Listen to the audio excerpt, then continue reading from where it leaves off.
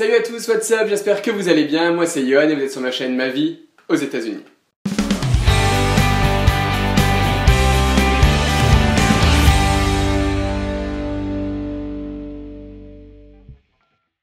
Aujourd'hui on se retrouve pour une vidéo où on va parler langage. Donc comme vous le savez, les langues ont des origines communes et au cours de l'histoire, les langues se sont volées ou emprunté des mots en quelque sorte. Et maintenant dans certaines langues on utilise des mots étrangers. Donc par exemple, prenons l'exemple du français. On parle tous français et en français par exemple on utilise le mot arabe qui est toubib pour parler du docteur. Donc c'est un mot qu'on a emprunté à la langue arabe et qu'on utilise couramment. On utilise aussi un mot comme le mot week-end, donc c'est le mot le plus courant je pense de la langue française qui est un mot anglais. Donc aujourd'hui ensemble, on va voir les mots français utilisés en anglais. Mais évidemment, pour parler de la langue anglaise et des États-Unis, j'ai dû faire appel à notre américaine préférée. C'est pour ça que je vous demande d'accueillir, s'il vous plaît, Lisa. Voilà, alors Lisa aujourd'hui est avec nous, elle va nous aider, elle va lire des mots français qu'ils utilisent couramment en anglais, donc elle va les prononcer comme ils les prononcent dans la vie de tous les jours, et on va voir si ils les utilisent pareil que nous ou s'ils les utilisent différemment. Comment ça va Lisa? Ça va? Toi ça va? Oui ça va. Ok. C'est parti. C'est parti, premier mot. Ok, donc premier mot c'est petite, mais en anglais ça se prononce petite. Et ça veut tout... ouais, c'est un peu bizarre. Donc ça veut tout simplement dire... en fait c'est un rayon dans les boutiques. Et si on cherche un tenue qui est pour une fille plutôt mince, plutôt petite et plutôt fine, quoi, ça va être la section petite. Donc en anglais on dit can you help me find the petite section? Deuxième mot. Entrée. Donc les entrées. Oui, donc entrée aux États-Unis ça veut dire le plat principal et ça se prononce entree. Entree. Oui, donc au resto, on demande ou on commande un entree par rapport au plat principal. Okay. Et donc, par exemple, dans une phrase, I think I'm gonna get the shrimp for my entree. Donc c'est quelque chose qui peut être perturbant pour nous les Français si on vient aux États-Unis. Ouais. Si on pense commander quelque chose comme une entrée, en fait pensez que sur le menu américain, entrée c'est le plat principal. Donc commandez pas quelque chose... une entrée pour une entrée. Ouais. C'est un peu, vous voyez un peu ce que je veux dire. Sinon vous allez vous retrouver avec une très grosse assiette. Troisième mot. Troisième mot, c'est hors d'œuvre. Donc les hors d'œuvre.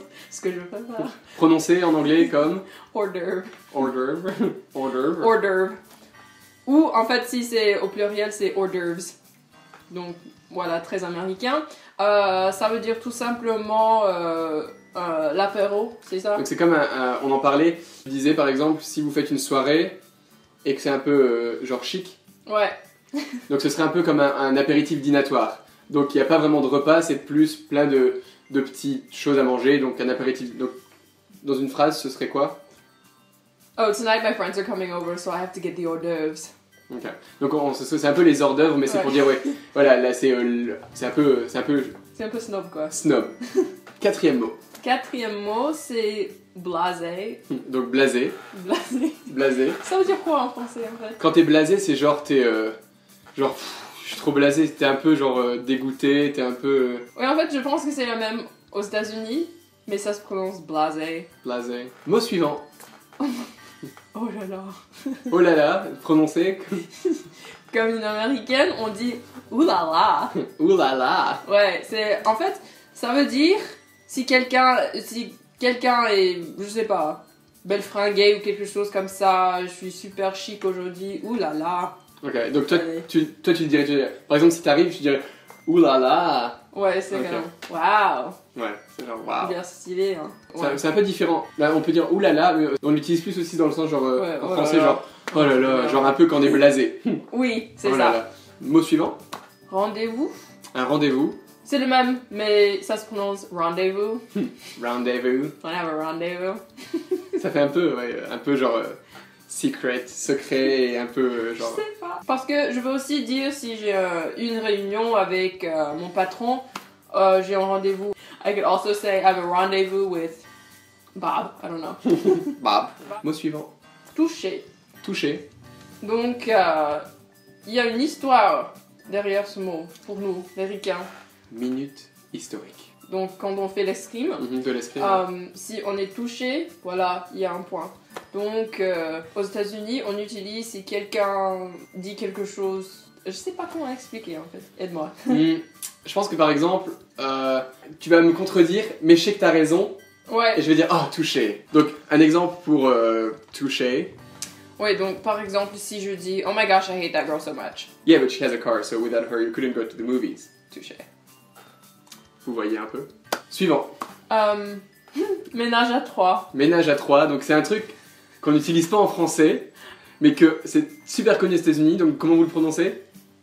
Ménage à trois. Ménage à trois. Ménage à trois. Ok, donc c'est en gros un.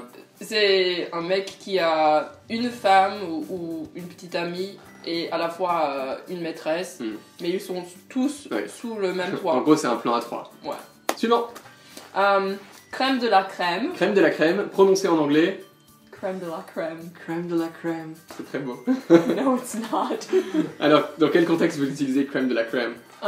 Là, c'est si quelque chose est vraiment top, on dit waouh, c'était le crème de la crème. Est-ce que c'est que pour la bouffe ou Non. ça peut être crème de la crème pour tout ce que N'importe quoi. Ok. Ça veut dire vraiment top quoi. Suivant. Voilà. Voilà. Donc, il a le même sens ce mot, mais c'est exagéré en fait en anglais. Comment vous le prononcez en anglais? Voilà. Voilà. Voilà. Et c'est genre si quelque chose est vraiment vraiment cool ou si on va révéler quelque chose pour la première fois, on va dire et voilà, c'est super. Mot suivant. Bureau. Bureau. C'est le même, mais Comment vous le prononcez? bureau. Bureau. Bureau. Bureau. Oh, bureau. Ouais. Bureau. Comme ça. Bureau. Oui, ça peut être un édifice quelque part ou aussi le petit meuble qui est un bureau, c'est le même. Donc comme notre bureau, ou quand elle dit édifice, par exemple, si le département, par exemple, le département d'un bâtiment, par exemple, Like bureau defense or something. ok, Defense le bureau. département de la défense, par Ouais. exemple. Donc eux, ils utilisent le mot bureau. Mot suivant. Résumé. Donc résumé. Résumé, ça veut dire CV. Donc nous, on utilise CV pour un CV. Ouais. Et en gros, c'est logique. C'est Ouais. le résumé de votre C'est- parcours. Exactement. Donc c'est pour ça. Et comment vous le prononcez? Résumé. Résumé, ok. Très bien. Mot suivant. Chef. Chef. Oui, chef. Tu dis comment? Chef. Chef. C'est à peu près le même. Ok. Et Sauf que vous l'utilisez pour les gens qui cuisinent. chef cuistot en fait. Nous chef, ça peut être le chef C'est d'une le boss. entreprise ou le boss. Eux, chef, c'est vraiment le chef cuistot dans la cuisine. Mot suivant. Début. Alors, le mot début. Ok. Et Comment? on dit début. Début. Yes. Ok. It's my debut!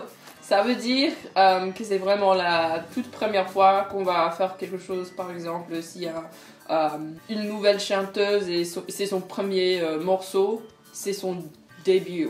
Ok, donc les débuts de quelqu'un, les débuts de quelque chose. Ouais, donc par exemple dans une phrase, It's my new debut, it's my single, go check it out on iTunes. It doesn't exist, there isn't one. Bientôt, bientôt. Et si vous n'avez jamais entendu chanter Lisa, vous pouvez aller sur la première vidéo qu'on a faite ensemble, où elle répond à vos questions en français, et dedans elle chante une petite chanson de Zazie. Allez voir, c'est la crème de la crème. Si vous avez envie que Lisa sorte un album, écrivez dans les commentaires en dessous, écrivez sur Twitter, hashtag Lisa en tournée. Dernier mot, Beaucoup. donc beaucoup, que vous prononcez Beaucoup. beaucoup. Beaucoup.